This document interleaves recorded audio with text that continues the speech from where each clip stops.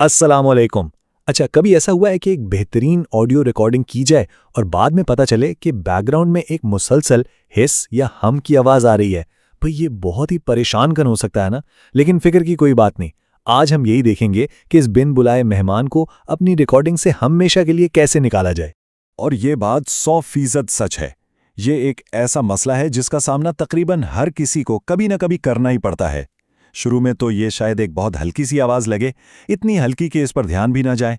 लेकिन जैसे ही ऑडियो को कंप्रेस या एडिट करना शुरू किया जाता है ना, तो यही हल्की सी आवाज़ अचानक बहुत ज़्यादा नुमाया होकर सामने आ जाती है। तो चलें ज़रा तफसील में जाते हैं। हम बात कर रहे हैं उस हिस, हम और बज़ की आवाज़ की, जो साफ सुथरी ऑडियो की सबसे बड़ी दुश्मन है। जैसा कि अभी हमने बात की, शुरू में ये बहुत मामूली लगती हैं, लेकिन मिक्सिंग के बाद यही आवाज़ें एक बड़ा मसला बन जाती हैं और पूरी रिकॉर्डिंग को गैर पेशावराना बना देती हैं।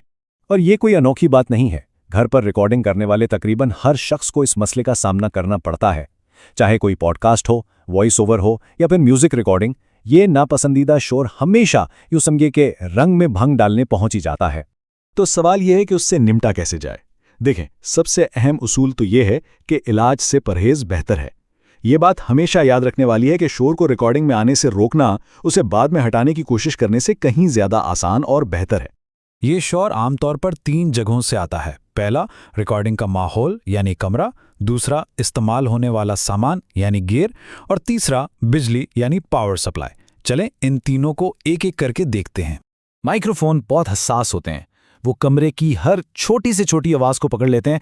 ऐसी आवाज़ें जिन पर हमारा ध्यान भी नहीं जाता, जैसे कि जलती बुझती लाइट्स की हल्की सी आवाज़, एसी या हीटर का चलना, फ्रिज की मोटर, यहाँ तक कि कंप्यूटर के पंखों की आवाज़ भी रिकॉर्डिंग में शोर पैदा कर सकती है। अच्छा, इसका पता लगाने के लिए एक छोटा सा काम किया जा सकता है। माइक ऑन करें, हेडफोन्स लगाएं और माइक की गेन को थोड़ा बढ़ा दें।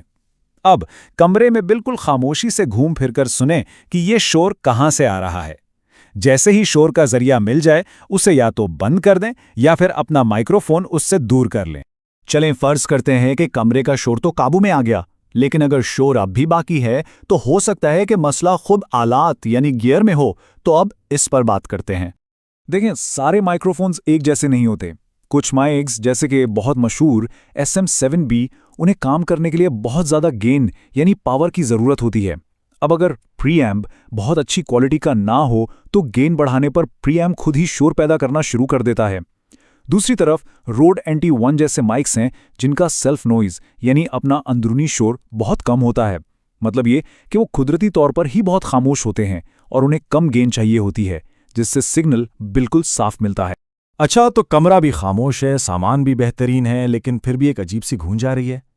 तो अब वक्त है सबसे पुरस्रार मुजरिम की तरफ देखने का, और वो है बिजली।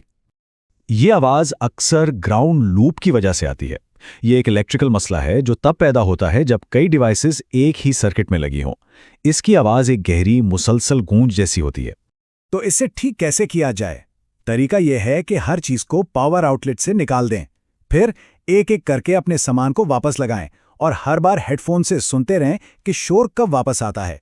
अक्सर इसका जिम्मेदार कंप्यूटर मॉनिटर, कीबोर्ड या फिर लैपटॉप का चार्जर होता है।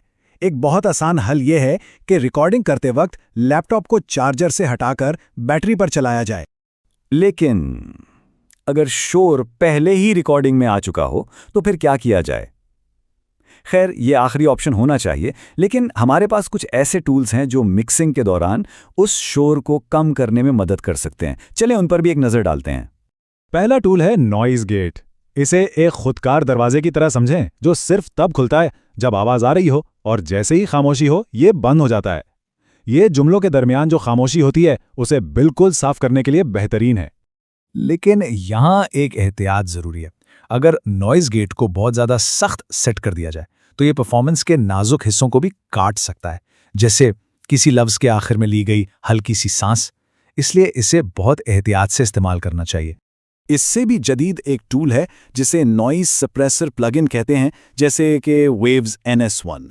ये प्लगइन्स बहुत जहानत से ऑडियो का तज्जिया करते हैं और सिर्फ बैकग्राउंड के शोर यानी हिस और कमरे की आवाज़ को हटाते हैं, जबकि असल आवाज़ को बिल्कुल वैसे ही रहने देते हैं। सच पूछे तो ये बिल्कुल जादू की तरह काम करते हैं। ठीक है, तो काफ़ी सारी बातें हो गई। अब ऐसा करते हैं कि इन तमाम मालूमात को एक सादा सी चेकलिस्ट की शक्ल में समेट लेते हैं ताकि अगली रिकॉर्डिंग से पहले ये काम आ सके।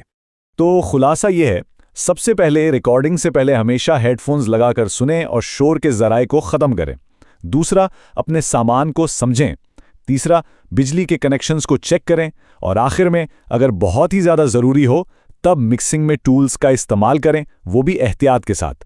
ये चंद इक़दामात ऑडियो को शौकिया से प्रोफेशनल लेवल पर ले जा सकते हैं। अब जब ये सारे तरीके मालूम हैं तो साफ और प्रोफेशनल ऑडियो रिकॉर्ड करना मुश्किल नहीं रहा। तो अब वक्त है कि कुछ शानदार तख्लीक किया जाए। हमारे साथ शामिल होने का बहुत शुक्रिया।